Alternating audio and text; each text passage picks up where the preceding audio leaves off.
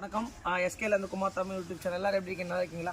So இந்த Honda டியோவோட update தான் இருக்கிறதுலே வந்து பார்த்தீங்கன்னா இருக்கிறது ரொம்ப மோசமான கண்டிஷனில் வந்து பார்த்தீங்கன்னா இந்த ஹெட்டை வந்து நம்மக்கிட்ட ஒர்க்குக்காக வந்திருக்கு. இங்கே பாருங்கள், நீங்கள் பார்த்தீங்கனாலே தெரியும்.